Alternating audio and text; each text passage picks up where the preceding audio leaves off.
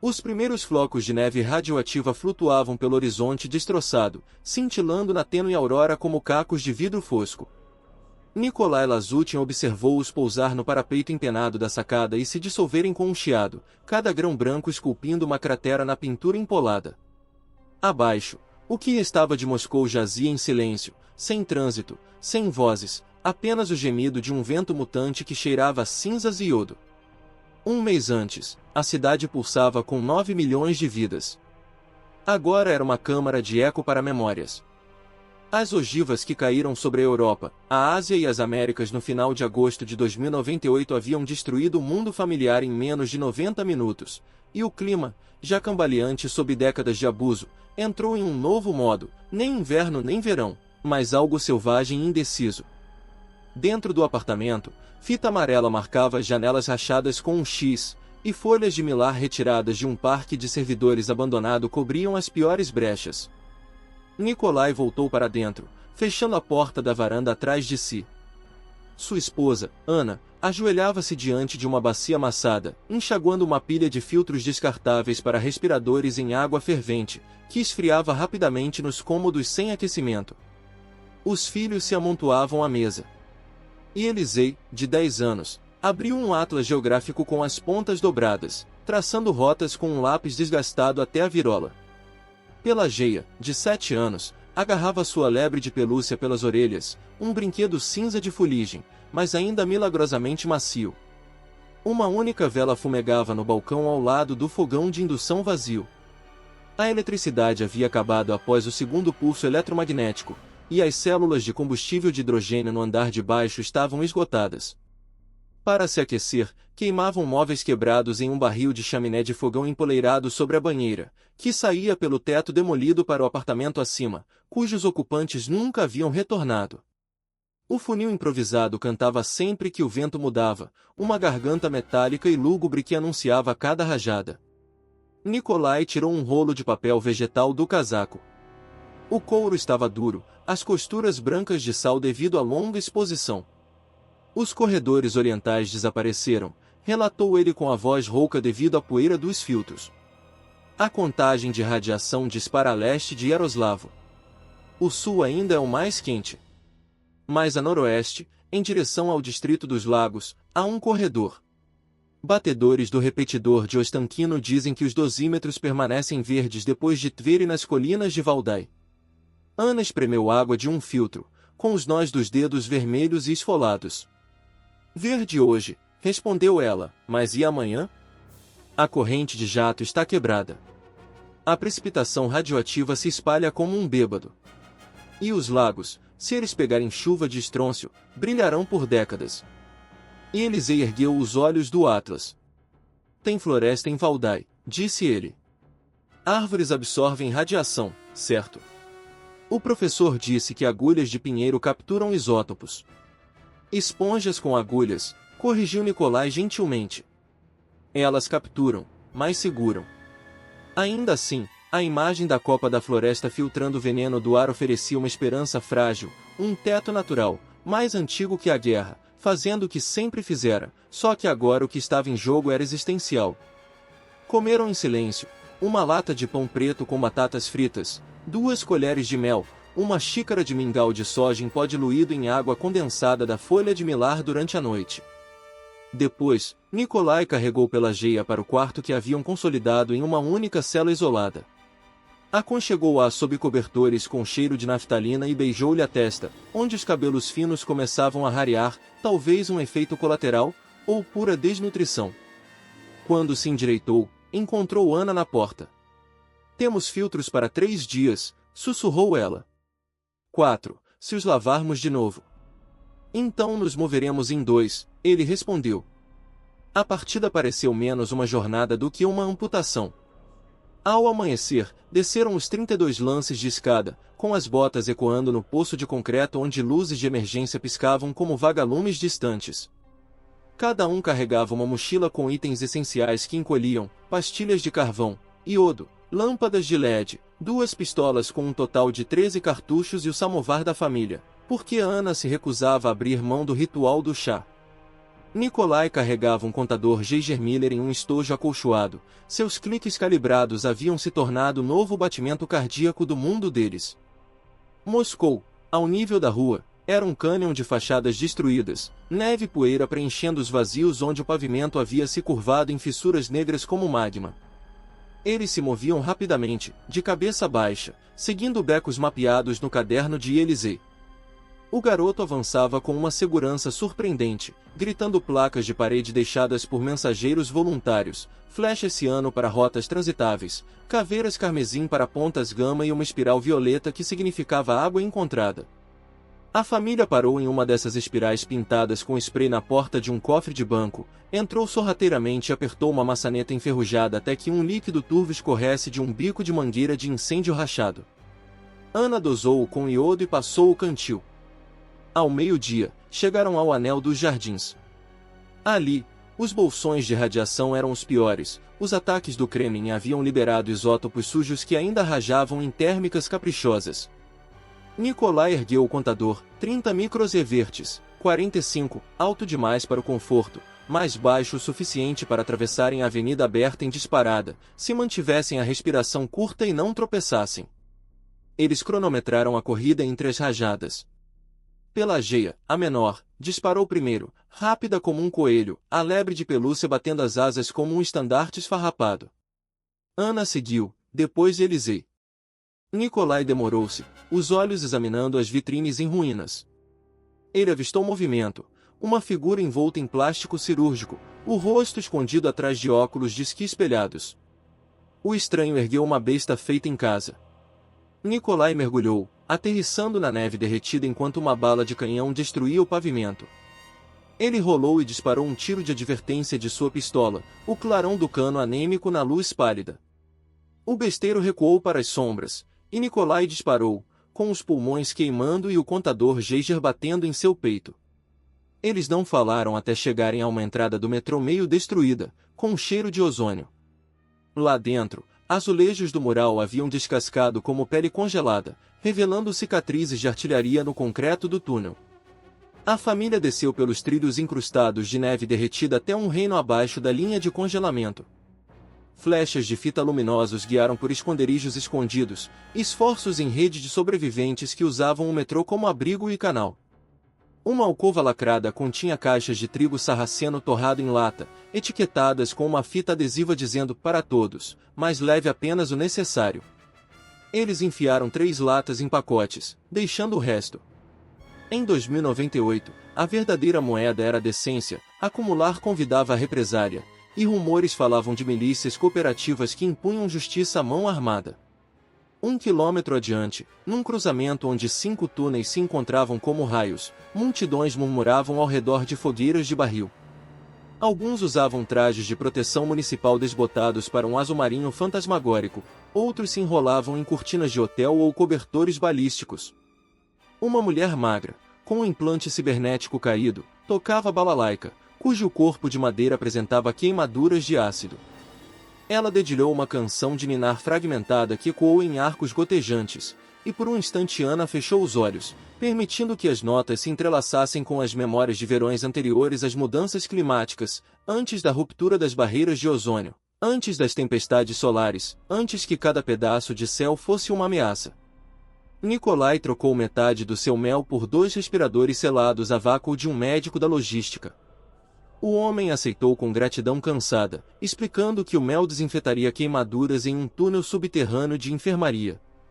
Ele colocou um folheto dobrado na palma da mão de Nikolai, um mapa das supostas zonas seguras em toda a antiga Federação Russa, pontos azuis indicando coletivos com recicladores de água e células de microfusão. Um ponto pulsava nas terras altas do Valdai, rotulado como Svetoz, o farol. Naquela noite, num vagão-leito abandonado, os lazutins tomaram chá morno preparado num fogão a lenha. A vela lançava sombras nas maçãs do rosto de Ana, antes cheias, agora desenhadas como linhas em um pergaminho fino. Ela abriu seu diário, com papel escasso, páginas preciosas, e escreveu uma única frase: "Ainda somos nós". Em seguida, colocou o livro debaixo do travesseiro e acalmou as crianças. Nikolai permaneceu acordado, ouvindo as vozes distantes dos túneis se dissiparem, e ponderou a possibilidade de Svetosh. Refúgios seguros eram frequentemente miragens, lugares devastados antes da chegada dos refugiados, ou armadilhas preparadas por invasores que coletavam contadores geiger e obturações de ouro com igual fervor. No entanto, o nome despertava algo: farol. Uma luz em águas escuras. Se algum lugar ainda honrava a ideia perdida de comunidade, talvez fosse entre os pinheiros ancestrais e os lagos glaciais, as mesmas florestas que outrora inspiraram ícones e contos populares, antes que os reatores envenenassem as bacias hidrográficas. Ele resolveu prosseguir ao amanhecer. A superfície os recebeu na manhã seguinte com uma névoa ocre. A fuligem da altitude havia deformado o nascer do sol em uma mancha permanente, tornando a teoria da cor obsoleta. Enquanto caminhavam penosamente para noroeste ao longo dos restos esqueléticos da rodovia M10, encontraram um inverno sem neve. O permafrost se rendeu aos degelos causados pela radiação e depois congelou novamente, esculpindo o terreno em ladrilhos deformados. Pinheiros do mato inclinavam-se em ângulos impossíveis, deformados por mutações hormonais em seus meristemas. Pelageia começou a nomeá-los: Rei Torto, Rainha Agulha Torta, Princesa de Lado, e o jogo ficava mais leve a cada quilômetro. No meio da tarde, ouviram os rotores dos drones. 6 asas hexagonais negras deslizavam pelo horizonte, rastreando com feixes de lidar azuis. Nikolai conduziu a família para baixo de um trailer de carga tombado e observou por uma fresta as máquinas manobrarem, algoritmos avaliando vetores de vento. Um drone disparou um sinalizador, outro liberou um cilindro que explodiu em palha, lançando pelotas espumosas na rodovia. As pelotas chiaram ao contato, absorvendo resíduos tóxicos. Unidades de descontaminação de emergência? Ou marcadores de território para uma facção? Quando os drones desapareceram, Nikolai raspou uma amostra de pelotas em um frasco. Se chegassem a Svetosh, seus engenheiros poderiam extrair utilidade do complexo. Caminharam até o anoitecer, que escureceu até a escuridão. Os estalos do geiger permaneceram toleráveis, o corredor aguentou. Em uma parada de descanso coberta por espinhosos salgueiros de laboratório, uma espécie geneticamente modificada em décadas mais amenas para neutralizar metais pesados, acamparam em um quiosque de segurança. Ana preparou mingau de trigo sarraceno. O vapor embaçou o plexiglas rachado do quiosque enquanto Pelageia recitava um poema lembrado da escola. Nas florestas silenciosas, o lobo prateado caminha sobre as folhas do anoitecer. Sua voz vacilou entre os versos. Ela não sabia o final, sua professora nunca o ensinou. Então, inventou um, e Elisei aplaudiu suavemente, como se estivesse em uma biblioteca. Naquela noite, o vento mudou. A radiação aumentou, o alarme no balcão soando 40, 50, 80 microsieverts. Ana enrolou lenços na boca das crianças, apagou o fogo do barril e selou as saídas de ar do quiosque com fita adesiva. Elas tremeram em uma escuridão densa de medo enquanto partículas invisíveis perfuravam sua medula. Pela manhã, as contagens diminuíram, mas as gengivas de Ana sangravam quando ela escovava os dentes. Ela escondeu o pano. Retomaram a caminhada, agora mais devagar, Ana pálida, mais determinada. 3 caminhões enferrujados em uma vala formavam uma barricada improvisada na estrada. Pichações diziam volte, praga. Mais adiante, o asfalto estava enegrecido como se por lança-chamas. Desviaram-se por entre bétulas, bússolas pouco confiáveis sob perturbações geomagnéticas. Certa vez, tropeçaram em um lago congelado onde peixes flutuavam de barriga para cima, com escamas refletindo uma aurora de óleo. Nikolai anotou as coordenadas para futuras fugas. Uma semana depois de deixar Moscou, a família chegou aos arredores de Tver. A silhueta da cidade era uma floresta de torres de rádio esqueléticas. Ao se aproximarem, um sino tocou, um carrilhão de bronze claro, incongruente em meio às ruínas. Eles seguiram o som até uma catedral cujas cúpulas em formato de cebola estavam quase todas descascadas, revelando nervuras enferrujadas da treliça. Lá dentro, dezenas de sobreviventes ajoelhavam-se em bancos, não rezando, mas ouvindo uma mulher falar no altar. Ela usava um jaleco branco, com um caduceu azul bordado no bolso do peito. E assim a dosagem permanece dentro de parâmetros modificáveis, disse ela, com a voz amplificada por um alto-falante movido a energia solar. Não podemos prometer o paraíso, apenas meia vida. Aqueles que desejam migrar devem se registrar antes do pôr do sol. O comboio parte amanhã. Nikolai trocou olhares com Ana. Comboio? Para onde? Ele percorreu o corredor, esperou a reunião terminar e confrontou a oradora. Seu crachá dizia, Doutora Sabina Keller, Ural Belcore. Quando ele perguntou sobre Svetosh, seus olhos cinzentos brilharam. O farol existe, afirmou ela. Nossos drones o abastecem com antimutágenos. Mas a estrada além de VYSHNY Voloshyok é disputada por invasores. Transportamos pessoas em veículos blindados 2 vezes por mês, sob escolta de drones. Custo? Perguntou Nikolai. Triagem médica. Se sua carga isotópica estiver baixa, você viaja. Se estiver alta, você permanece e recebe cuidados paliativos. Ana apertou o braço dele. Você prometeu às crianças. Eu prometi a verdade, ele murmurou. Naquela noite, em uma capela lateral transformada em triagem, os técnicos coletaram sangue de cada membro da família. Máquinas do tamanho de lancheiras zumbiam, analisando. Os resultados rolavam em telas de papel eletrônico. Contagens baixas para as crianças, moderadas para Nikolai, limítrofes para Ana. O doutor Keller franziu a testa. A medula óssea dela mostra pontes cromossômicas. A política de transporte proíbe passageiros acima do limite, eles correm o risco de parada cardíaca aguda no trajeto. Não, sussurrou Nikolai. Então nenhum de nós vai. Os lábios de Ana tremeram. Você vai, disse ela. Você precisa. Pelageia, sentindo a tensão, agarrou-se à mãe. Elisei permaneceu rígida, com os punhos cerrados. O doutor Keller desviou o olhar, incapaz, ou não querendo, intervir. Ana puxou Nikolai para um canto, sob um afresco quebrado de anjos sem rostos. Escute, disse ela. Sua voz era firme, mas seu pulso pulsava no pescoço. Você vai levá-los. Eu fico e procuro tratamento. Talvez caia a soleira, talvez o próximo comboio. O próximo comboio pode nunca chegar. Ele sentiu os olhos arderem, mas recusou as lágrimas, o sal desidratava. Nesse caso, respondeu ela, forçando um sorriso, eu encontrarei meu próprio caminho. Eu tenho o samovar. Nikolai queria discutir, mas as crianças observavam. Ele sentiu o gosto férreo da derrota, e da necessidade. Se sacrificasse a chance agora, os 4 poderiam perecer. Mas abandonar Ana era como cortar o futuro pela metade.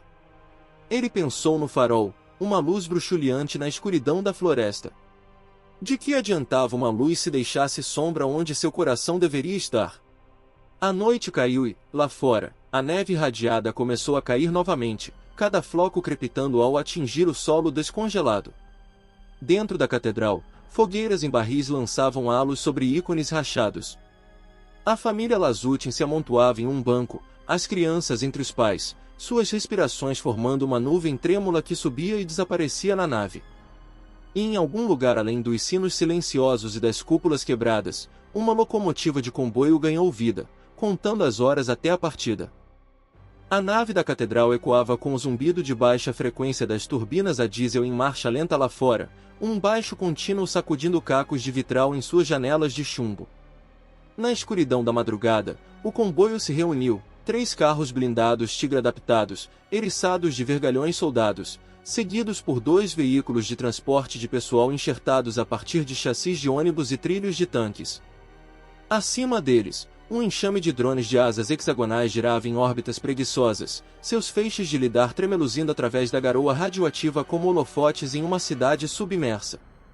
O ar cheirava a cobre molhado e asfalto derretido, até a neve parecia hesitante, derretendo no ar antes de atingir o solo. Dentro da alcova de registro, Nikolai assinou o manifesto com um lápis de carvão que deixou uma mancha gordurosa na prancheta de Tivek. Ana estava ao lado dele, ombros eretos, como se estivesse posando para uma fotografia cujos negativos seriam selados em um arquivo familiar que não existia mais. Ela pressionou a prancheta para evitar que as mãos tremessem. E Elisei memorizou silenciosamente as fileiras de nomes, não por curiosidade, mas pelo reflexo de um sobrevivente de contar os vivos. Pelageia traçou o padrão desbotado da linha na manga do casaco de Ana, a lebre de pelúcia presa entre o cotovelo e as costelas. Quando o médico anunciou que o embarque começaria em 10 minutos, Ana se ajoelhou e fechou o zíper da parca de Pelageia até o queixo. Lembre-se de trocar os filtros a cada 6 horas, disse ela. E mantenha os tablets de carvão secos. Seu russo adquiriu a cadência deliberada de alguém filmando instruções para uma cápsula do tempo. Ela afastou uma mecha de cabelo da testa de Elisei, deixando uma mancha úmida onde sua palma permaneceu. Ajude o papai com os mapas. A estrada norte se rompe depois do terceiro viaduto, desvie pela linha de serviço. Sua voz falhou ao dizer norte, uma fratura tão específica quanto qualquer viaduto. Nikolai ajustou as alças da mochila até que apertassem suas clavículas, uma âncora que doía o suficiente para parecer real. Ele tirou o diário de Ana de um bolso interno e tentou devolvê-lo, mas ela fechou os dedos dele em volta do caderno surrado. Ele pertence aonde as crianças estão, murmurou. Escreva-me os capítulos que eu sinto falta. Ela pressionou os lábios nas costas da mão dele em vez de se despedir. Uma buzina soou. Vapor saía de chaminés de exaustão cobertas por depuradores de partículas improvisados. Os passageiros desembarcavam em fileiras duplas, com 20 metros de distância entre si, para minimizar a exposição em massa. A doutora Sabina Keller, ainda com seu jaleco cinza-fumaça, percorreu a fila com uma tela de realidade aumentada, exibindo ícones verdes sobre cada passageiro liberado. Ao chegar a Ana, ela parou, o polegar pairando entre os ícones, mas Ana balançou a cabeça. A caneta de Keller ficou vermelha.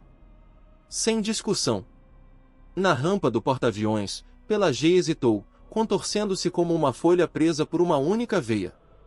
Começou a falar, talvez para prometer retorno, talvez apenas para dizer que amava a mãe, mas o coro de zumbidos acima de si rompeu, abafando as palavras no ruído do rotor. Nikolai ergueu a filha, virou-se e subiu no porão do porta-aviões. E Elisei a seguiu, com o maxilar rígido. A rampa fechou-se com um chiado, selando-os em um estreito cilindro de aço que cheirava a óleo de máquina, cobertores militares e medo humano. Através de uma janela estreita, Nikolai observou Ana diminuir nos degraus da catedral, uma silhueta pálida em meio à neve açafrão. Ela levantou uma das mãos, com a palma para fora, pare, ou fique em segurança, ou simplesmente adeus, e então o comboio cambaleou, com os trilhos tilintando sobre os paralelepípedos quebrados, levando sua família embora como um transplante de órgão a caminho. A cidade recuou em um redemoinho de granizo irradiado. O protocolo do comboio determinava que as luzes internas permanecessem apagadas para evitar retrodispersão que pudesse criar silhuetas de passageiros para atiradores. A escuridão tornou-se sua própria geografia, corpos transformados em assinaturas de calor percebidas através de cobertores compartilhados, respirações mapeando coordenadas pelo som. A única iluminação vinha do suave raster verde de um visor HUD usado por um guarda da milícia chamado Ruslan, que estava sentado perto da rampa com uma saiga alimentada por cinto apoiada sobre os joelhos. Seu visor exibia telemetria, gradiente de radiação, vetores de vento, posições de drones, e ocasionalmente pulsava em vermelho quando uma métrica disparava. Cada vez que pulsava, os passageiros se contraíam. Nikolai se aproximou o suficiente para ler. As contagens oscilavam entre 10 e 20 microsieverts, toleráveis para exposições curtas. Quando chegaram ao topo de uma ponte sobre a faixa congelada do Volga, o visor brilhou em amarelo, 37. Ruslan bateu 2 vezes na antepara, o motorista da frente acelerou, as correntes tilintando como ossos arremessados, até os números diminuírem. Pelageia cochilava encostada nas costelas de Nikolai, sua lebre felpuda dobrada como um morcego adormecido. E Elisei, no entanto, permaneceu ereta, os olhos refletindo a luz fantasmagórica de fogueiras distantes ao longo do horizonte. Aqueles são poços de sinalização, explicou Ruslan ao notar o olhar fixo do garoto. Pilotos jogam bombas incendiárias em zonas de queimadas para varrer a poeira semeada por rádio. É como sangrar um paciente, drástico, mas às vezes a única cura. Ele falou sem mover os lábios, como se a frase tivesse sido decorada. As horas se turvaram. O comboio passou por anéis concêntricos de devastação, parques industriais carbonizados até virarem esqueletos de grafeno, subúrbios onde revestimentos de polímero derreteram e endureceram em cortinas estranhas, bosques de pinheiros cujos troncos espiralavam como parafusos gigantes, mutações aceleradas por tempestades de fluxo. Cada nova vista sugeria que a Terra estava reinventando a arquitetura sem arquitetos. Perto do meio-dia, os veículos pararam ao lado de uma torre de telecomunicações tombada, transformada em posto de controle. Drones pousaram para recarregar em painéis de indução montados no teto, dobrando as asas com a precisão de um inseto. Os passageiros desembarcaram em fila para comer, aliviar as necessidades e se esticar. Uma cozinha de campanha serviu um caldo preparado com algas cultivadas em laboratório. O caldo tinha gosto de algas salgadas e níquel, mas estava quente, e o calor agora era considerado um luxo logo abaixo do oxigênio. Nikolai flagrou Keller consultando o comandante do comboio, Artyom Serebriakov, um homem corpulento cuja máscara respiratória exibia dentes de tubarão pintados à mão. Nikolai se aproximou, pigarreando. Doutora Keller, alguma novidade sobre minha esposa? Perguntou, surpreso com a firmeza de sua voz. Keller tirou a máscara, revelando meias luas onde o elástico pressionava suas bochechas. Pacientes em fase terminal permanecem em observação, respondeu ela. Teremos mais informações em 72 horas. A medula óssea pode nos surpreender. Ela tocou no implante da têmpora, uma tomada de latão reluzente. Mas esperança sem dados é apenas jogo de azar, Sr. Lazutin. Concentre-se em levar seus filhos ao Beacon. Artyom interrompeu. A estrada à frente é a faixa de Tilicha. Os invasores preferem pedágios por lá. Drones podem lidar com escaramuças, mas se eles usarem munição mais pesada, bem, reze para que estejam com pouca munição. Uma mulher que servia caldo ouviu e riu, um latido curto e sem humor. Os invasores estão com pouca munição? Munição é religião por aqui. E Elisei aproximou-se de Nikolai. Ainda temos 7 cartuchos, sussurrou, com o inventário como um catecismo. Nikolai assentiu, embora duvidasse que a arma deles fosse útil contra rifles antimaterial. Ainda assim, ele apreciava o cálculo do filho, números davam uma moldura ao medo. Logo, buzinas soaram, sinalizando a repartida. Passageiros embarcaram novamente, com as barrigas aquecidas. Conforme a rampa subia, Pelageia puxou a manga de Nikolai. Papai, por que a neve ficou amarela? Ela apontou para fora, onde flocos refletiam a luz do sol como faíscas em âmbar. Ele considerou uma mentira sobre os ângulos do nascer do sol, mas optou por uma verdade parcial. Enxofre dos fogos superiores desceu com a neve. Colou os cristais. Ela sentiu solenemente, como se o enxofre fosse um espírito travesso e não uma precipitação química. Além do posto de controle, a rodovia se estreitava, com as grades de proteção emaranhadas pelo levantamento tectônico de gelo. Flora de concreto brotava pétalas de vergalhões e estames de pingentes de gelo. O tigre da frente mobilizou braços de arado para empurrar os destroços para longe. 2 vezes, batedores desmontaram para detonar manualmente munições não detonadas com cargas moldadas, feitas de fertilizantes e barras de grafite. Cada estrondo fazia o casco do porta-aviões tremer como um grande animal dando de ombros. No quilômetro 211, encontraram o primeiro pedágio. Ônibus queimados barricavam a estrada, com calotas soldadas sobrepondo-se como escamas de dragão.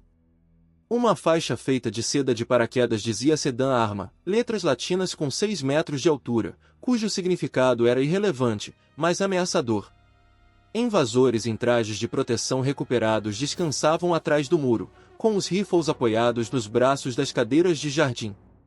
O comboio parou 30 metros atrás, drones formavam uma falange acima, com designadores a laser pontilhando as couraças dos invasores. Pelo alto-falante, Artyom propôs uma troca, kits médicos e filtros de nível biológico em troca da passagem. Houve uma pausa momentânea, e então uma risada irrompeu do sistema de som do invasor, distorcida em gargarejos cibernéticos. Eles exigiram os próprios drones, motores, baterias, controladores de voo.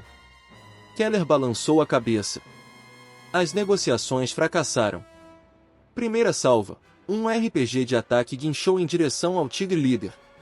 Em pleno voo, um drone interceptou, espetando a ogiva com uma ponta de tungstênio, estilhaçando-a em um clarão branco de magnésio. Simultaneamente, 2 drones mergulharam, girando contrarrotores para gerar um ciclone descendente. Eles liberaram latas de irritante micronizado, não letal para passageiros com filtro, mas debilitante para atiradores sem máscara. Os atacantes correram para se proteger, atirando as cegas para o céu. Dentro do porta-aviões, Ruslan desligou os dispositivos de segurança. Se o casco romper, fique abaixado, instruiu. Uma rede de marcadores passou por cima, tamborilando no teto como brocas. Um marcador penetrou, ricocheteou em uma nervura do teto e cuspiu faíscas sobre os cobertores. Passageiros gritaram, uma mulher apertou os ouvidos com tanta força que sangrou. Pela fresta da janela, Nikolai vislumbrou o reflexo de Elisei, olhos dilatados, mandíbula cerrada, mas o garoto não se abaixou. Em vez disso, observou os padrões de tiros, buscando lógica em meio ao caos. Após 3 minutos, as armas dos invasores dispararam, os carregadores secaram. Drones sobrevoavam com a graça de aves de rapina que sabem que a caçada acabou. A voz de Artyom trovejou, desarme e disperse, ou o próximo bombardeio será letal. Poucas ilusões restavam sobre o que letal significava agora. A barricada se abriu. Assaltantes em casacos remendados se esgueiraram, deixando rifles enferrujados no asfalto como peles de cobra ressecadas. O comboio avançou. Ao passarem, Nikolai viu um adolescente entre os assaltantes, rosto coberto de bolhas, olhos âmbar de inchaço na tireoide, olhando com inveja desmascarada para a salvação blindada que rugia fora de alcance. Por um instante, a compaixão estremeceu, mas ele a conteve. A sobrevivência exigia triagem não apenas de corpos, mas de empatia. O resto do dia se desenrolou sob nuvens negras. Os gradientes de radiação disparavam e depois declinavam como gráficos de febre. Por 2 vezes, Artyom desviou-se por esporões de exploração madeireira onde troncos de pinheiro haviam irrompido em aglomerados de nódulos semelhantes a tumores. O zumbido da esteira rolante misturava-se ao bater de asas de drones, um dueto de tecnologias fósseis e futuras. Ao anoitecer, chegaram ao rio Tilisha, cuja água rica em ferro fumegava apesar do ar congelante. Pontes haviam desaparecido, blocos de gelo se chocavam como placas de vidro temperado estilhaçado. Engenheiros instalaram pontões modulares revestidos com espuma de polímero de chumbo. Os passageiros foram solicitados a atravessar a pé em pequenos grupos para aliviar a carga do veículo. A trilha balançava, a névoa quente cheirava a ovos podres e moedas velhas. No meio do caminho, uma mulher escorregou, sua bota afundou em uma fratura, água fervente subiu em sua panturrilha. Keller e Ruslan a puxaram para cima, mas a pele já estava branca devido à queimadura química. Ela mordeu a manga para abafar os gritos. Pelageia agarrou a mão de Nikolai com tanta força que o sangue parou em seus nós dos dedos. Eles acamparam na margem oposta, erguendo tendas condutoras que dissipavam a carga estática das células de tempestade erráticas que passavam por cima. Relâmpagos serpenteavam pelas nuvens, mas os trovões chegaram minutos atrasados, como se os neurônios do céu tivessem falhado. Ruslan receitou comprimidos para dormir para afastar os sonhos de pânico, a maioria dos passageiros os engolia a seco. Nikolai recusou, não querendo ceder mais vigilância. Enquanto os outros dormiam, ele caminhou até a margem do rio, onde Keller estava ajoelhada coletando amostras de água. A luz iluminava seu rosto, destacando marcas de exaustão. "É sempre tão ruim assim?" perguntou ele. Ela tampou um frasco. "Foi um pouco pior. Depois dos ataques, os isótopos saturaram os biosistemas. Mas a vida se adapta mais rápido do que esperávamos. Novos clados bacterianos sintetizam quelantes em dias, não em décadas. Estou catalogando-os. Pode ser o nosso antídoto." Ela se levantou, com as juntas estalando. O arquivo da sua esposa, a proliferação da medula óssea diminuiu da noite para o dia. Isso é encorajador. A esperança se acendeu, E então o feriu imediatamente. A esperança agora era como tocar um fio desencapado para testar se a corrente ainda fluía. Obrigado, disse ele, com a voz rouca. Antes de retornar ao acampamento, abriu o diário de Ana sob a faixa fotoluminescente fraca de uma barraca. Páginas em branco o aguardavam como neve fresca. Ele escreveu, 27 de setembro de 2098, bancos de tilicha. Crianças dormindo. O céu cintila como neon moribundo. Sinto sua falta com cada nêutron do meu corpo. O grafite borrava onde a umidade pingava de seu nariz, ele não tinha certeza se era condensação ou lágrimas. Eles levantaram acampamento ao amanhecer. Os drones, tendo recarregado turbinas eólicas cinéticas instaladas durante a noite, retomaram o perímetro. O terreno se elevou, as terras altas do Valdai emergiram como elevações onduladas salpicadas de líquen âmbar. Bolsões de floresta intacta surgiram, pinheiros retos e verdes, sentinelas centenárias poupadas pela direção do vento e pela sorte. Os cliques do geiger diminuíram para um dígito. Os passageiros exalaram como se estivessem livres de estrangulamentos invisíveis. Por volta do meio-dia, o comboio freou em uma curva fechada onde uma antiga placa de Zakasnik, reserva natural, ainda estava de pé, embora a tinta tivesse descascado, transformando-se em letras fantasmas. Ruslan anunciou, 15 cliques até Svetosh. A palavra se espalhou pelo interior do porta-aviões como luz atravessando uma parede rachada. No quilômetro 13, sinos eletrônicos substituíram o ruído do motor. Drones emitiam um tom codificado. À frente, a floresta se abria para revelar uma série de torres altas, adornadas com bobinas de cerâmica que brilhavam em um tom pêssego tênue, um perímetro de cúpula de Faraday. Mais além, em um planalto, aglomerados de cápsulas geodésicas brilhavam sob as coberturas de película solar. Turbinas eólicas giravam com uma lentidão hipnótica. O farol. Um portão se abriu. Técnicos em exojaquetas brancas impecáveis gesticularam para o comboio entrar. Assim que o primeiro veículo cruzou a soleira, um zumbido harmônico vibrou as obturações de Nikolai, a cúpula neutralizou a carga residual e examinou as cargas isotópicas. Luzes estroboscópicas verdes sinalizaram a liberação. Os passageiros irromperam em aplausos, esfarrapados, meio incrédulos. Lá dentro, tudo cheirava a terra úmida e filtros de ozônio, não a cinzas. Canteiros elevados germinavam couve e batatas transformadas em laboratórios sob espectros de LED. A água borbulhava em aquedutos transparentes onde carpas deslizavam. Crianças emergiam, sorridentes, robustas, carregando tablets transmitindo histórias animadas. Um menino ofereceu uma maçã vermelha pela geia, ela a encarou como se fosse uma joia mítica e aceitou com reverência. Médicos guiavam os recém-chegados para as salas de descontaminação. Choveiros borrifavam espuma quelante que grudava e depois descamava, removendo isótopos. Nikolai observava a água cinzenta rodopiar em grades seladas. Eles recebiam macacões macios de cânhamo, chinelos e respiradores reutilizáveis com membranas de nanofibra. Após a descontaminação, uma enfermeira da triagem escaneava retinas e implantava chips de identificação subcutâneos, etiquetas infravermelhas visíveis com a cota de nutrição. O procedimento ardia menos que um mosquito, mas marcava uma mudança irrevogável. Eles agora eram cidadãos do farol, ou talvez tutelados. Um guia os conduziu por um átrio central, uma catedral de sistemas vivos. Tubos verticais de algas espiralavam por 3 andares, exalando oxigênio. Entre as colunas, displays holográficos exibiam mapas de radiação ao vivo das zonas circundantes, arcos de patrulha de drones e orçamentos de energia. No topo de um mezanino, estava um homem idoso, envolto em um casaco de fio fotovoltaico trançado. Seus cabelos brilhavam prateados como lantejoulas de solda, lentes sobre os olhos mapeavam os sinais vitais de cada pessoa abaixo. Bem-vindos, entoou ele, a voz amplificada por trilhos de condução óssea no chão. Sou o diretor Lev Zaretsky. Aqui não prometemos o paraíso, apenas probabilidade. A probabilidade de que o amanhã exista. Ajude-nos, e a probabilidade aumenta. Probabilidade. Outro tipo de esperança, está com cálculo em vez de asas.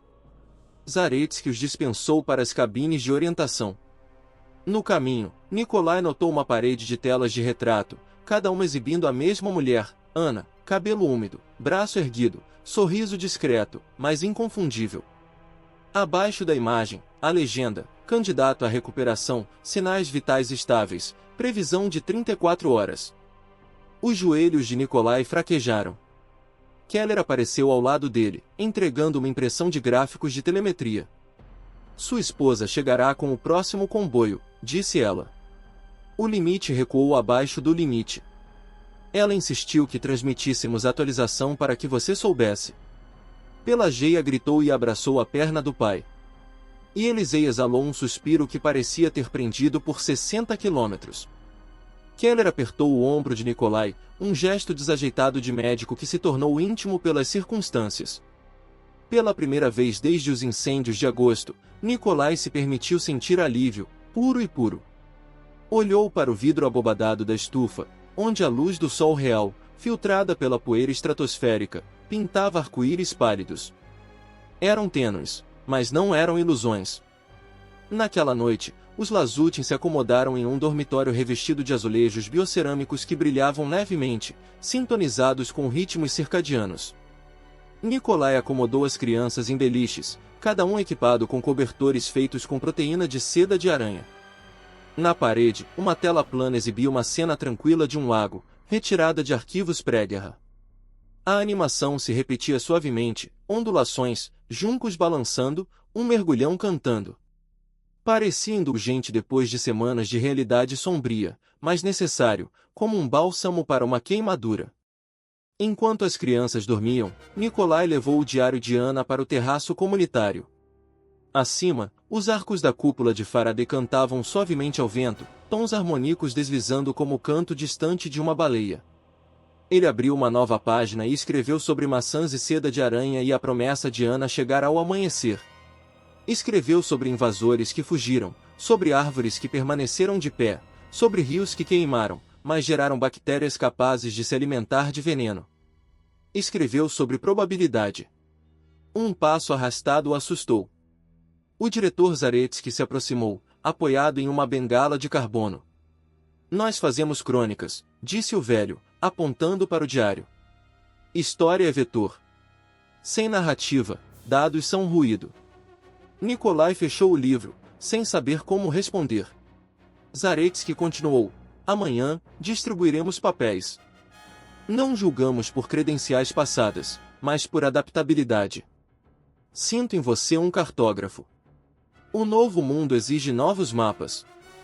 Mapas exigem estabilidade, respondeu Nikolai. Não do tipo antigo.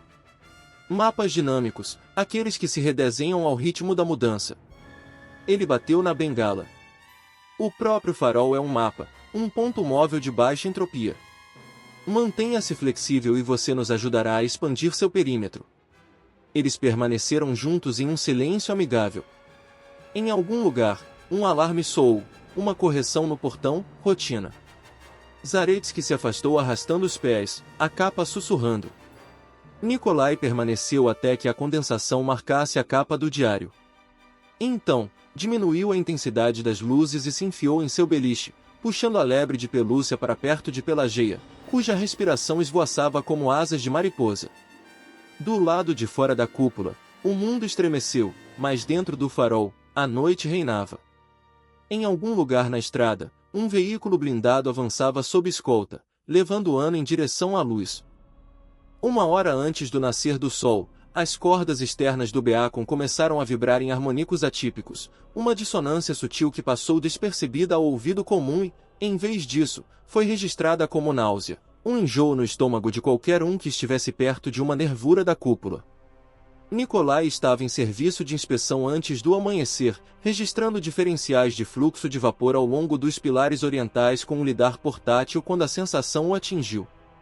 Ele se apoiou na treliça de carbono, forçando respirações lentas para superar o gosto de cobre que inundava sua boca.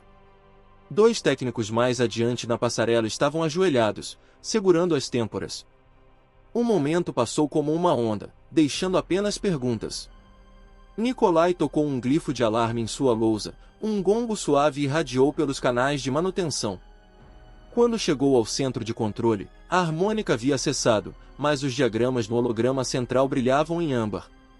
O diretor Zaretsky se inclinou sobre a projeção, os olhos alternando entre as unidades métricas. Interferência subsônica, relatou Keller, com os cabelos presos em um coque apressado. Ponto de grade de origem 46 Charlie, 3 km fora do perímetro. Não sísmico, vetor muito nítido. Possivelmente uma explosão de ressonância direcionada. Invasores? Perguntou Nikolai, embora já duvidasse. Os vizinhos do farol preferiam artilharia rudimentar e gestos de intimidação. Subsônicos propositais pareciam estar além de suas possibilidades.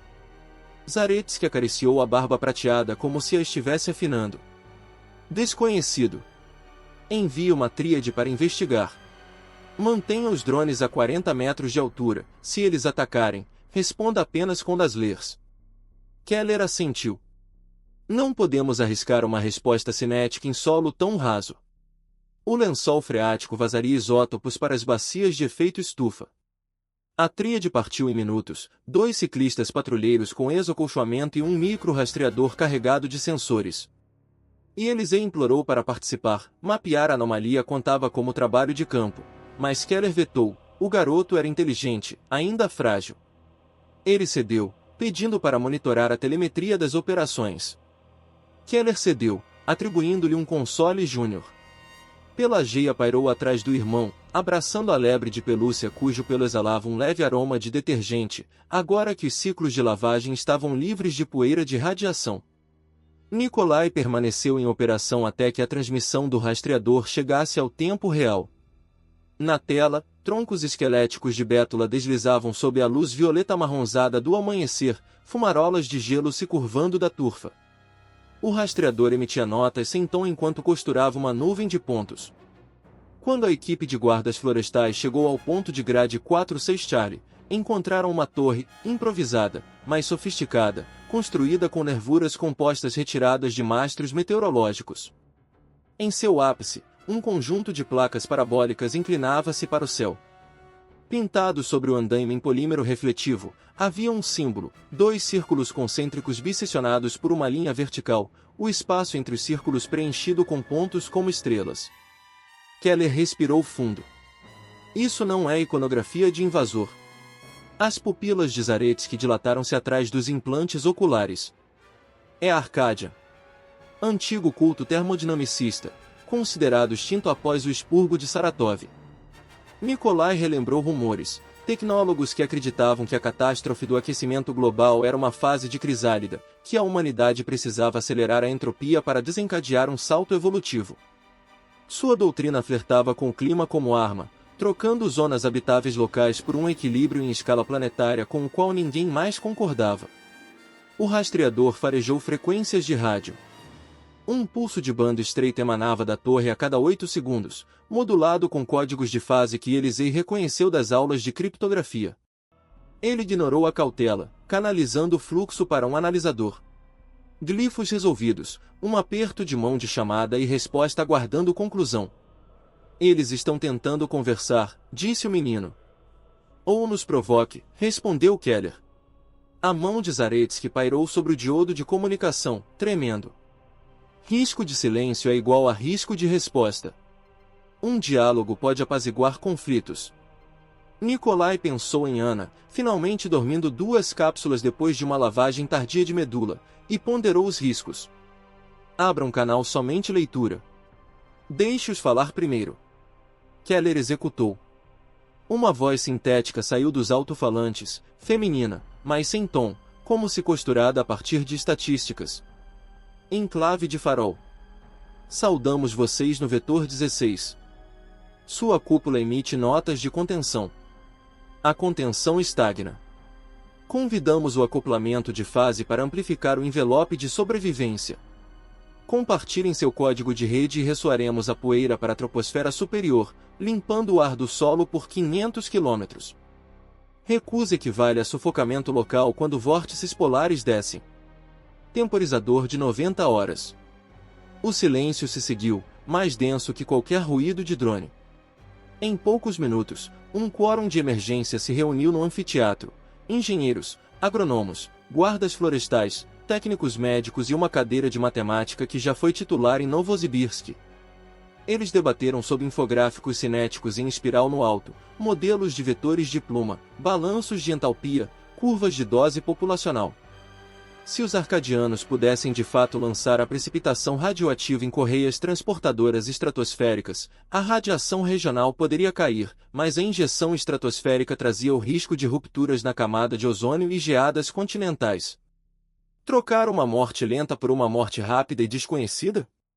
Ana sentou-se ao lado de Nikolai, com os olhos brilhantes, porém sombreados por uma neutropenia persistente. Fanáticos da entropia falam de alquimia, sussurrou ela. Mas às vezes os alquimistas acidentalmente forjam remédios. Ao meio-dia, o Beacon emitiu uma resposta provisória, um pedido de negociação presencial em território neutro, sob observação por drones. Em poucas horas, uma delegação chegou, 3 figuras com mantos cinza basalto, rostos mascarados por viseiras opticamente neutras. Não portavam armas, apenas bastões com diapasões nas pontas que zumbiam no ar. As negociações se desenrolavam no arboreto, um lugar onde a clorofila viva poderia lembrar a cada lado os riscos além da doutrina. A líder Arcádia, que se identificou como Irmã Hélice, falou com uma calma desconcertante. Ela explicou que a torre deles era a primeira de um anel, cada nó propagaria infrações, liberando micropartículas das camadas limites, empurrando os resíduos para o céu, onde o cisalhamento fotônico os diluiria por todo o planeta. Um sacramento controlado de dispersão. Você acumula pureza, disse ela a Zaretsky, a voz ecoando entre as folhas cítricas. A clareza da sua cúpula é um máximo local. Buscamos um ótimo global.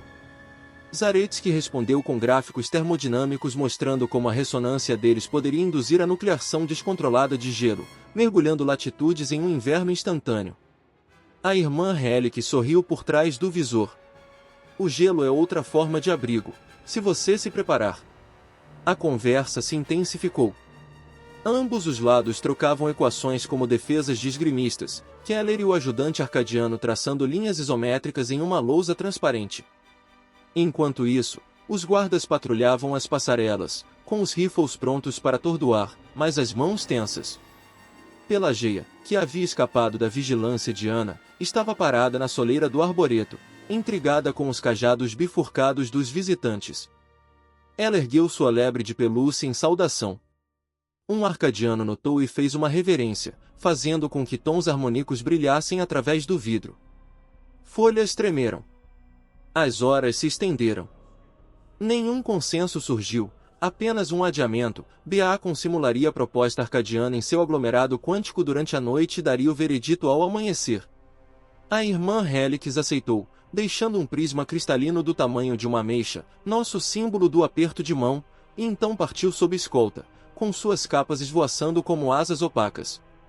Naquela noite, nuvens de tempestade se acumulavam baixas, carregadas de potencial eletrostático. Nikolai juntou-se à equipe de simulação, seus algoritmos de mapeamento foram readaptados para modelar a deriva de aerossóis. Eles alimentavam coordenadas de torres, frequências de pulso e históricos de cisalhamento troposférico. O aglomerado zumbia, uma colmeia de qubits emaranhados, emprestados de servidores fintech pré-guerra. Às 2h17, a renderização deu seu veredito. A ressonância de Arcádia de fato reduziria os isótopos do nível do solo em 40% dentro do raio do Beacon, mas 10 dias depois a densidade de sulfato estratosférico eclipsaria o valor de referência do Monte Pinatubo, desviando o fluxo solar o suficiente para reduzir a temperatura global em 4 graus. As plantações fora dos domos sofreriam geada negra. Os oceanos absorveriam menos carbono e produziriam ácido. Uma pequena era glacial para comprar a graça de um século, talvez, antes que o equilíbrio reafirmasse o desconhecido.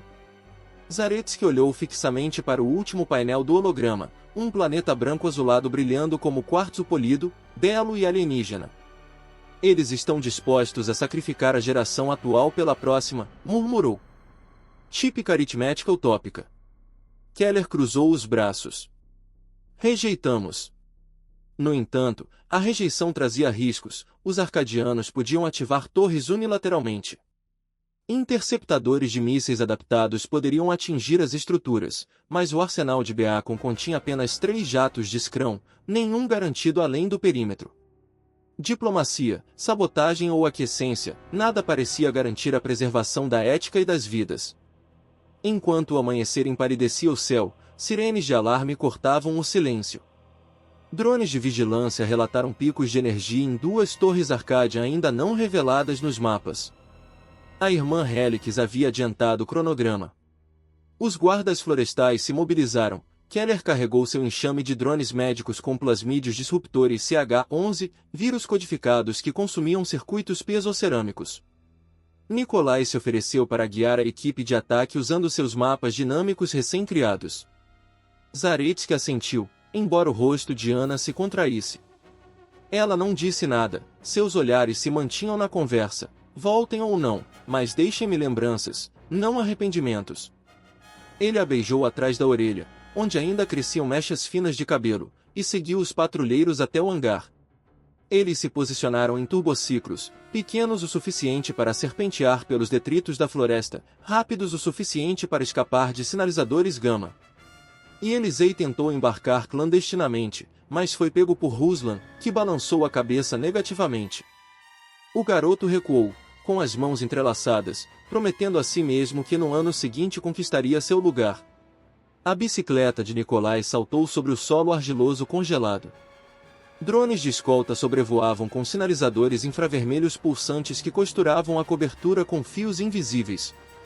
O alvo ficava 9 quilômetros ao norte, perto de uma cidade abandonada, outrora um aglomerado de motéis à beira da estrada, agora meio submerso em turfa. No caminho, eles passaram por uma anomalia, campos de musgo carmesim brilhando fracamente. A guarda florestal Masha confirmou, por meio de um dosímetro portátil, que o brilho era bioluminescente, não radioativo, uma nova espécie semeando calor para propósitos desconhecidos.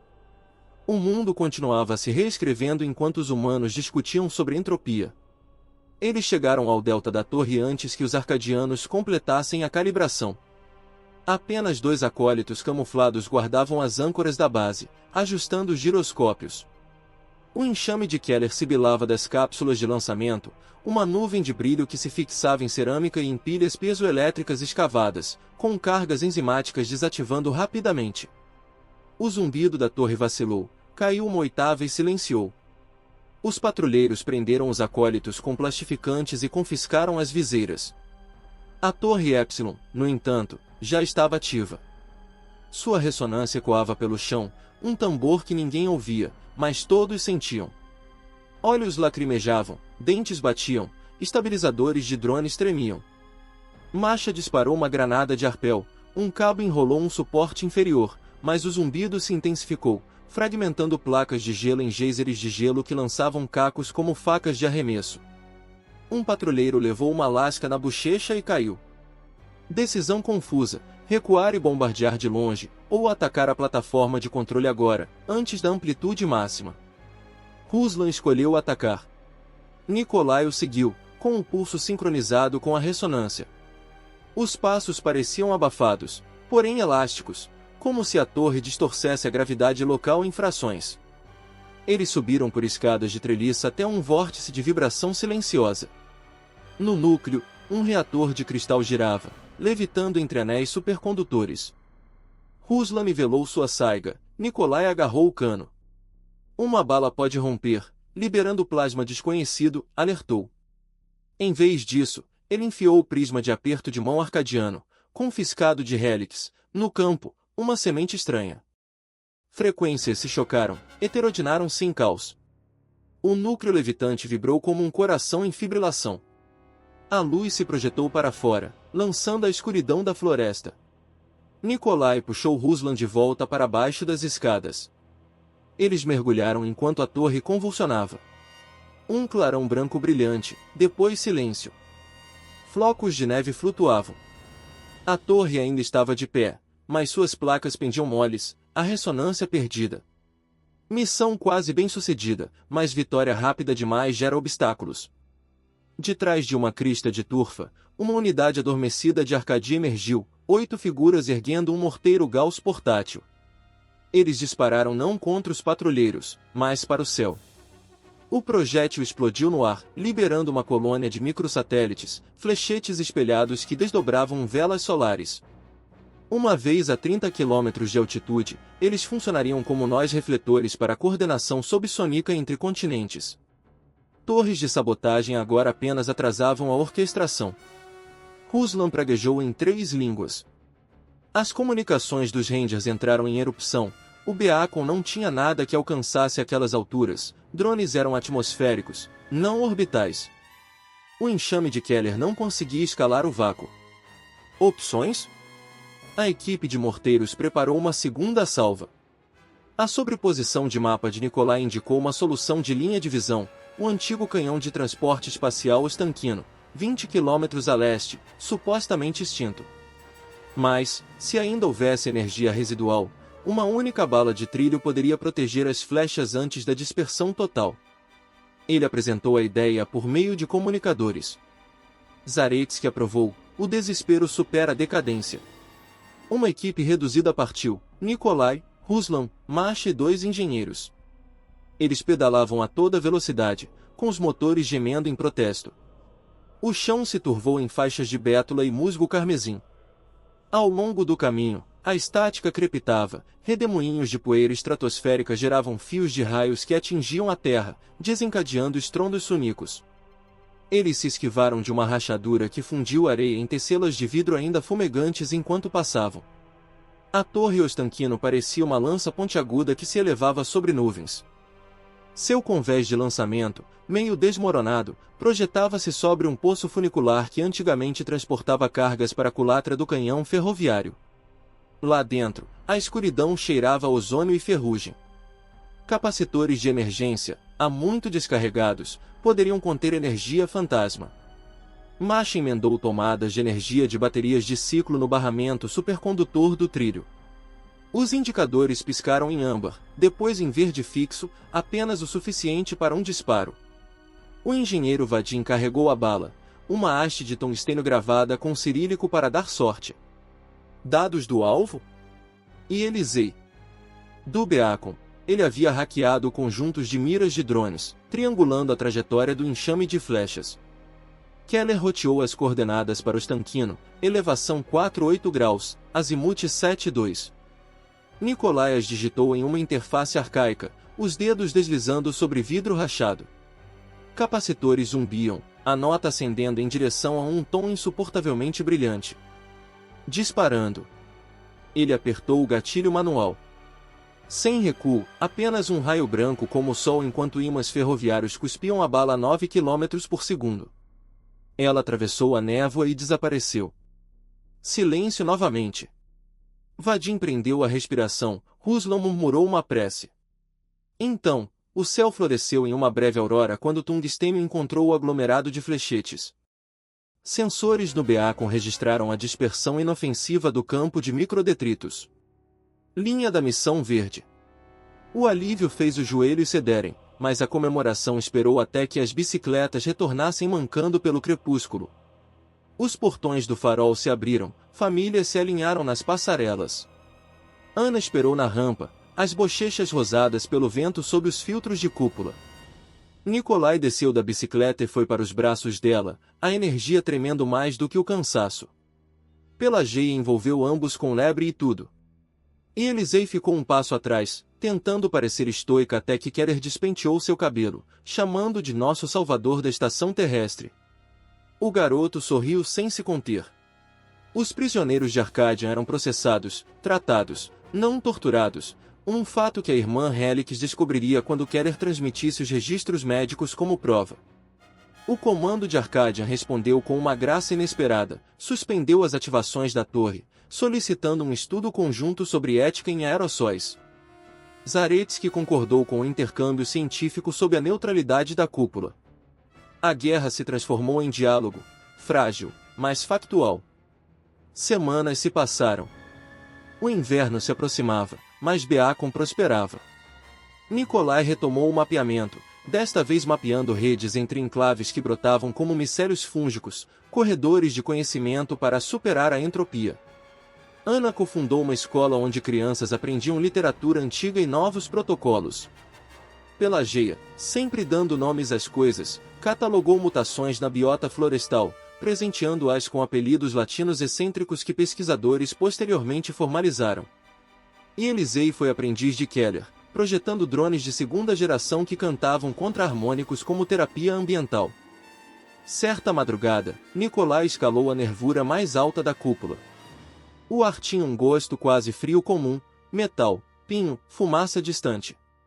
No horizonte, véus aurorais cintilavam onde espelhos arcadianos ainda flutuavam, sua ameaça convertida em retransmissores de dados, transmitindo telemetria meteorológica para todas as comunidades que solicitassem. Ele abriu o diário de Ana, um hábito agora comunitário, com anotações feitas por cada membro da família. Em uma página nova, escreveu: entropia administrada não é entropia conquistada, mas sim tempo emprestado. Vamos gastá-lo com sabedoria. Abaixo, nos corredores da estufa, sementes cultivadas em solo radioativo começaram a brotar folhas verdadeiras. Lá fora, o mundo continuava sua lenta e desconcertante metamorfose, mas lá dentro, histórias se acumulavam, vetores de significado que distorciam a curva da probabilidade. Sua respiração subiu, fundiu-se com a névoa da cúpula e dissipou-se na manhã. O nascer do sol do solstício chegou tênue e quebradiço, um filamento pálido esticado pelo céu como um fio prestes a se arrebentar. Mesmo assim, todas as almas dentro do farol se levantaram antes do amanhecer, afluindo as passarelas e mezaninos para saudar o horizonte. A tradição, insistiu o diretor Zaretsky, fortalecia a treliça mais do que qualquer suporte de cerâmica. Uma comunidade se mantinha unida por momentos compartilhados de admiração deliberada. Contra o brilho pastel, as nervuras da cúpula de Faraday brilhavam com a cor de champanhe velho. A geada traçava cada arco, refratando faíscas sempre que uma brisa de vento cutucava os filamentos. Crianças pressionavam as mãos enluvadas contra o vidro, deixando marcas de névoa que evaporavam, substituídas imediatamente por novos círculos de admiração. Nicolai estava perto da escotilha do Zenit, com o casaco aberto apesar do frio. Meses de patrulhas externas haviam engrossado seu sangue. Ao lado dele, Ana equilibrava uma chaleira de cobre e 4 xícaras de lata em uma bandeja, um eco portátil do samovar agora consagrado na cantina do Beacon. Ela havia engordado, um peso saudável, e um lado travesso que aflorava sempre que os protocolos de quarentena permitiam pequenas brechas para a comemoração. Hoje, ela havia contrabandeado chá de folhas pretas do canteiro experimental de camélias da estufa. O ar teria gosto de taninos cítricos por 1 hora, e isso parecia um bom presságio. Abaixo, no hangar dos drones, Elisei andava em semicírculos ao redor de um quadro de cortiça coberto de equações, aprimorando a queima de lançamento para sua mais recente invenção, o Dove, um planador fotossintético projetado para viajar por colunas térmicas além do domo e lançar pastilhas de sementes em solo estéril. Ele usava um arnês enfeitado com ferramentas de catraca e parecia mais mecânico do que um garoto. Suas bochechas, no entanto, ainda estavam rosadas ao assobio de Ana vindo de cima. Ele acenou, balbuciando, pronto em 10 minutos. Pelageia, agachada atrás dele, inseria etiquetas de dados na baía ventral do Dove, rotulando cada pastilha com assinaturas botânicas de DNA que ela mesma havia editado, larício com sequestro de manganês, samambaia que brilhava turquesa quando suas folhas absorviam césio, girassóis engordavam com óleo comestível e indiferença isotópica. A lebre de pelúcia viajava em seu bolso, agora equipada com um distintivo que dizia auxiliar de botânica, primeira classe. Ruslan e Masha se juntaram a Nicolai na passarela, com a fumaça da lanterna saindo das canecas de caldo. Masha cutucou o ombro de Nicolai. O contato de pesquisa no Fosso Leste diz que os arcadianos trouxeram um presente. Uma chaminé de vidro contendo micro-organismos que metabolizam metano a menos 15 graus. Eles alegam que é um presente de casamento. Nicolai ergueu uma sobrancelha. Casamento de quem? Masha sorriu e apontou o queixo para o Dr. Keller, lá embaixo, ajustando a viseira aumentada em volta dos cabelos com mechas prateadas, enquanto a irmã Helix colocava uma flor de alga cristalina atrás da orelha do médico. A risada de Keller ecoou, acima do zumbido do drone. Parece autoexplicativo, disse Ruslan, meio divertido, meio impressionado. 2 anos antes, os arcadianos estavam a um detonador de distância da aposta atmosférica. Agora, seu emissário estava se infiltrando na sociedade Beacon como um novo órgão costurado ao sistema vascular. A comunidade se agitou quando um pulso de luz âmbar ondulou ao longo das nervuras da cúpula, sinalizando que a ressonância do cabo era nominal. A voz de Zaretsky, sempre calma, flutuou em alto-falantes discretos. Companheiros zeladores, hoje marca 24 meses desde que o Beacon atingiu pela primeira vez o superávit energético positivo. Nossas reservas nos permitem estender a treliça para o norte em mais 30 hectares. Celebrem não a expansão das paredes, mas a expansão da respiração. Aplausos responderam, abafados pelas luvas, mas não menos fervorosos. Na galeria da estufa, vastas baías de terraços de couve e batata deram lugar à cor, tomates da cor de carvão, pimentões listrados como asas de monarca, cítricos anões exalando perfume no ar que não cheirava mais apenas a matagal de iodo. As torres de algas vibravam suavemente, e ressonadores recém-instalados convertiam o excesso de vibração em carga para drones de perímetro. A eficiência gerou a arte. Fileiras de conjuntos de LEDs piscavam em gradientes espirais apenas parcialmente funcionais, o resto era pura beleza. Nicolai e Ana desceram até a praça onde mesas haviam sido estendidas, cada uma repleta de tigelas de pudim de grãos e lascas de charcutaria de cogumelos curados. A música vinha de um fonógrafo de manivela consertado por um ancião que costumava afinar a acústica do Bolshoi. A melodia, Vocalize, de Rachmaninoff, crescia, as notas se curvavam sob uma leve oscilação mecânica, de modo que tristeza e esperança se entrelaçavam inseparavelmente. No meio da manhã, o protótipo Dove fez seu voo inaugural. E Elisei, agora com 14 anos, fez um breve discurso em russo técnico e rápido, depois passou para um inglês nítido para os convidados de Arcadia. Falou das razões de planeio de Bernoulli e da eficiência da clorofila, mas seus olhos revelavam um terror vertiginoso. Keller apertou seu ombro e deu um passo para trás. As portas do hangar se abriram, o vento entrou com um cheiro de resina e neve distante. Com uma prece para levantar asas, e Elisei soltou a corda. O Dove saltou, a película solar brilhando, captou uma corrente ascendente sobre os topos dos pinheiros e subiu em espiral até que apenas a telemetria provou sua existência. Aplausos irromperam. Pelageia dançou em círculo, a lebre no ar como um bastão. Em 1 hora, a pomba anunciou a primeira dispersão completa, com sementes borrifadas sobre um prado cinzento, antes quente demais para a vida. Chips subdérmicos transmitiram a notícia em pulsos suaves ao longo dos antebraços de todos, ativação do solo iniciada. A curva de probabilidade de recuperação arável externa subiu 0,07%. Era uma casa decimal que a maioria jamais interpretaria, mas seus corações reconheceram o significado. Um universo é feito de pequenas casas decimais.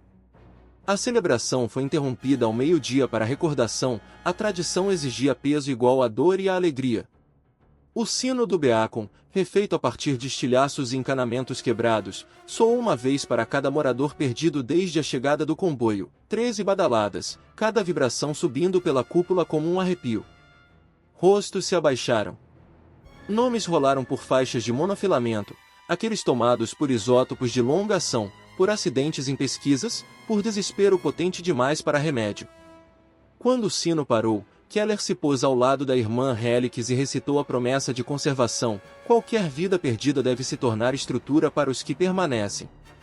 No momento certo, gravações arquivadas dos mortos proferiram palavras escolhidas individualmente: riso, brasa, selvageria, confiança, palavras algoritmicamente entrelaçadas na ressonância contínua da treliça.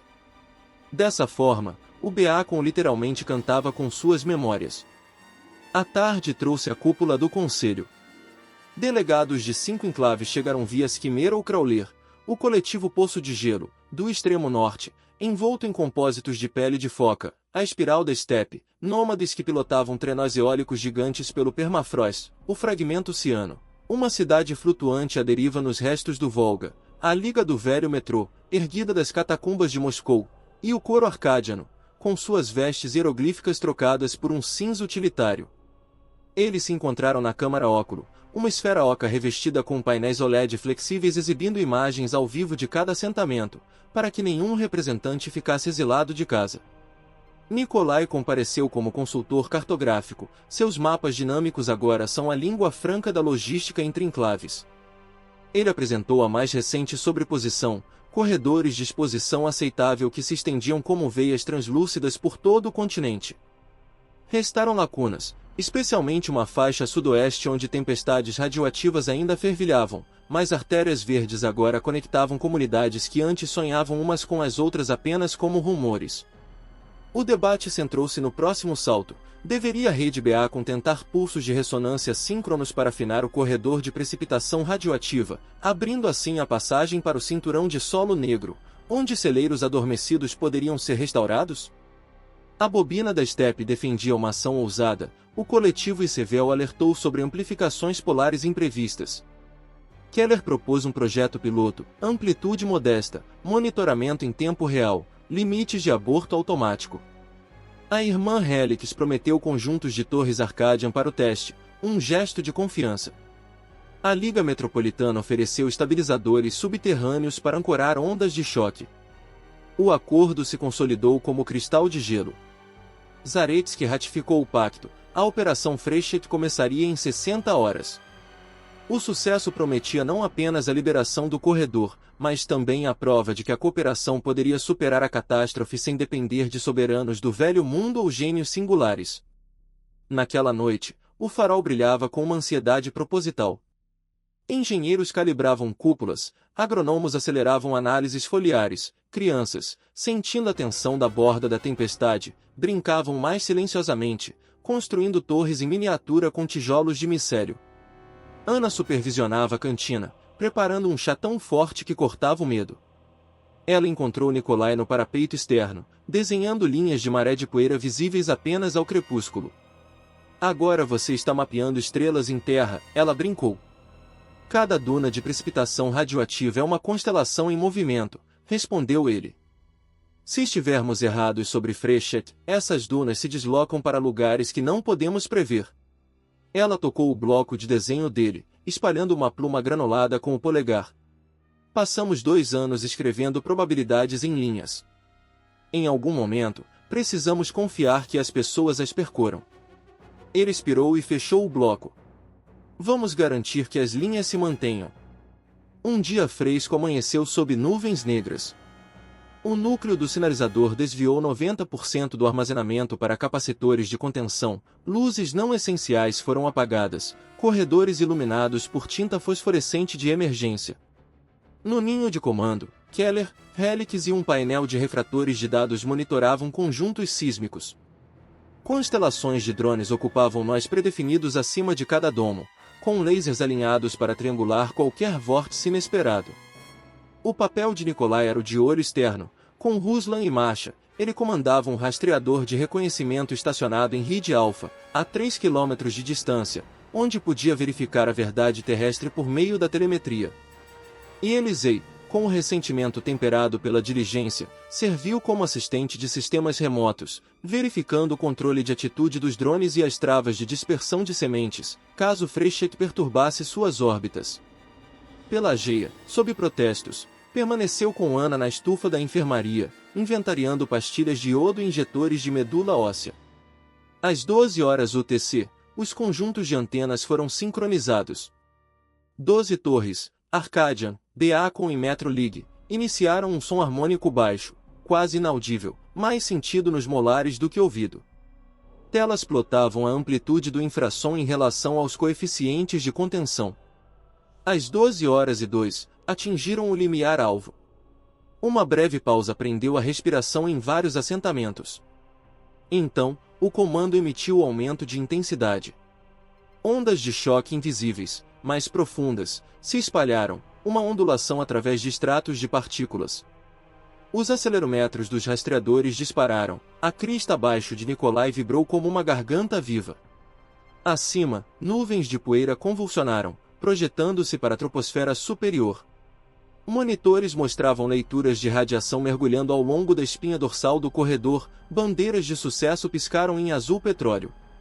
12 minutos depois, uma oscilação secundária surgiu, inesperada, com uma defasagem de 90 graus. Os estabilizadores da Liga Metro compensaram, mas as leituras da torre Eco piscaram em vermelho: tensão estrutural, sangramento de ressonância. Se a Eco entrasse em colapso, o pulso se romperia, potencialmente despejando a precipitação radioativa de volta em uma nevasca envenenada. Masha acelerou o rastreador em direção às coordenadas de Eco, mas o solo tremeu e virou lama, leitos de turfa se liquefizeram por interferência de forma de onda. Pelos comunicadores, Helix admitiu que soldas estruturais haviam sido improvisadas com liga comprometida, corrosão mal avaliada. Ruslan praguejou. Nenhum drone conseguiria deter uma torre de 40 toneladas.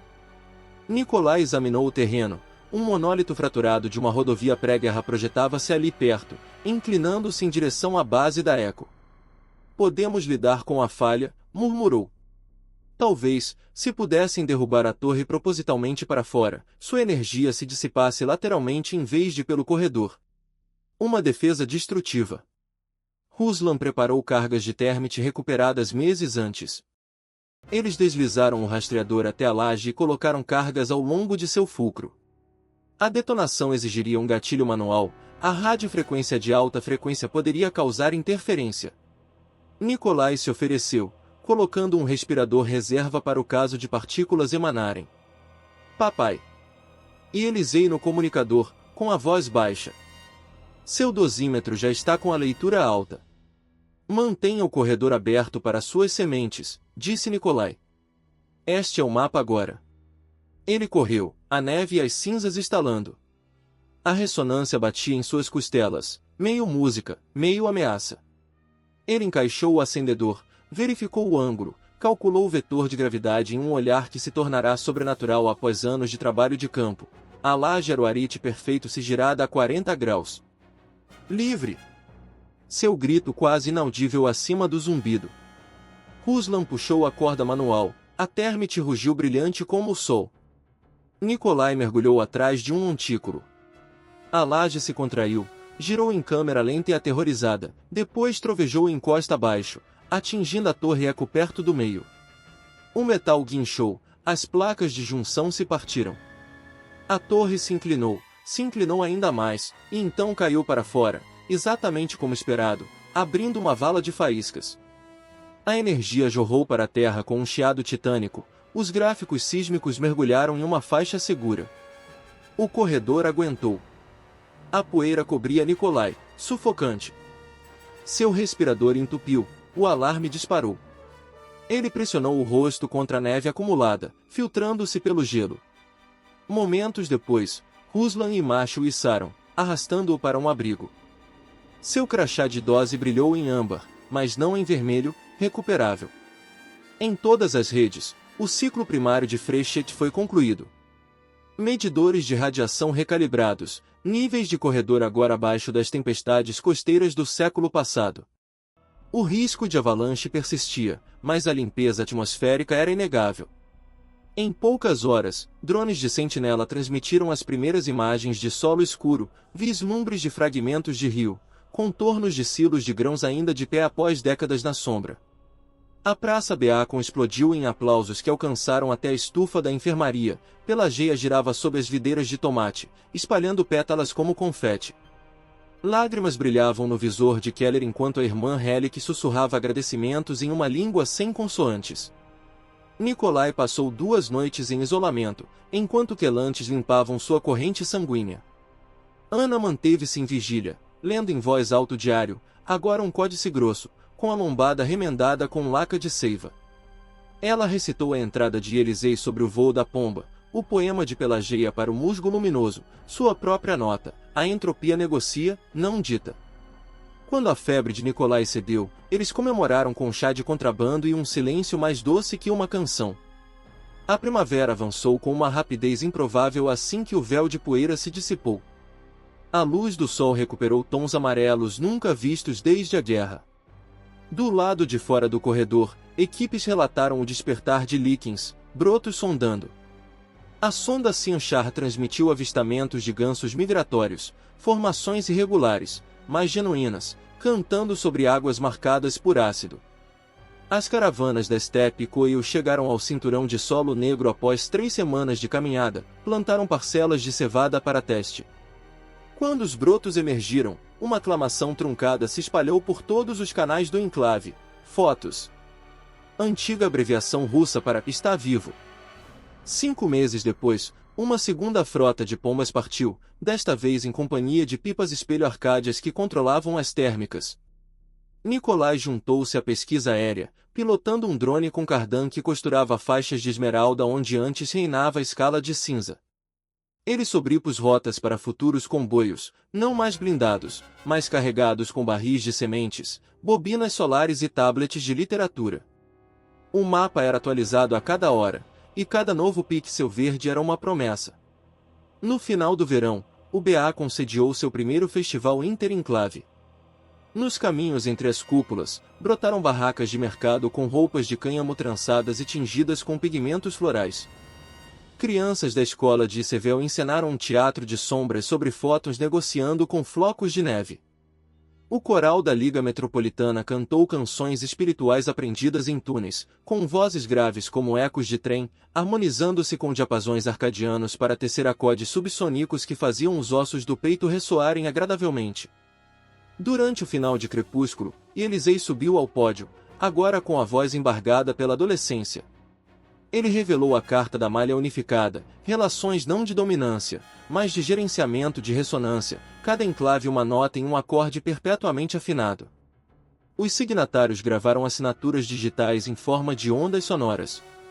A irmã Alice gravou por último, com sua onda idêntica à de Keller, prova de que frequências antes opostas podiam se sincronizar.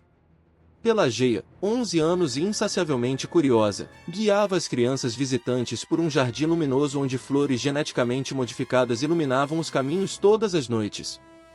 Ela segurava sua lebre, cujo pelo já estava remendado muitas vezes, mas assegurava aos recém-chegados que cada cicatriz continha uma história. Ajoelhou-se ao lado de um broto de musgo carmesim, sussurrando observações em um gravador de pulso, catalogando como seu brilho se apagava no ar puro, prova de que ela prosperava com toxinas, o emissário da penitência da natureza. Nikolai caminhou até a grade externa, com o diário debaixo do braço. O céu acima brilhava com uma aurora tênue, mas no horizonte as estrelas ressurgiam, estrelas de verdade, não explosões de radions. Abriu em uma página em branco, caneta em punho. Pela primeira vez, não sentiu necessidade urgente de delinear os parâmetros de risco ou de corredor. Em vez disso, escreveu sobre as coisas voltando ao normal, o rangido de um carrinho de mão, o deleite perplexo no rosto de alguém após provar uma maçã fresca, a sensação de acordar e perceber que o contador Geiger permaneceu em silêncio a noite toda. Ana se aproximou, entrelaçando o braço no dele. Éramos átomos, disse ela suavemente, repetindo uma frase de um antigo poema, mas átomos ansiando por se combinar. E agora? Ele perguntou. Agora somos moléculas. Seremos células em seguida. Ela acenou com a cabeça em direção à praça onde Keller e Helix dançavam, onde Ruslan fazia malabarismos com esferas de LED para crianças pequenas que riam, onde Zaretsky se apoiava em sua bengala de carbono, observando tudo com um orgulho silencioso e exausto. Em breve, talvez um organismo mais grandioso do que qualquer abrigo. Ficaram parados até a aurora se dissipar, substituída por uma escuridão densa e serena. Em algum lugar, um zangão 2 sussurrava acima, guiando o espectro ultravioleta por fileiras de sementes que não precisavam dele, mas vibravam ao toque. Em algum lugar além da audição, dunas de precipitação radioativa ainda se moviam, mas mais lentamente agora, como se até a poeira considerasse novas possibilidades. Nikolai fechou o diário e o guardou na mochila de Ana. A história pode descansar uma noite, disse ele. Eles voltaram para dentro enquanto os primeiros grilos, descendentes de uma colônia congelada de laboratório, cantavam pios hesitantes no herbário, escrevendo seu próprio ritmo na estrutura de um mundo em recuperação.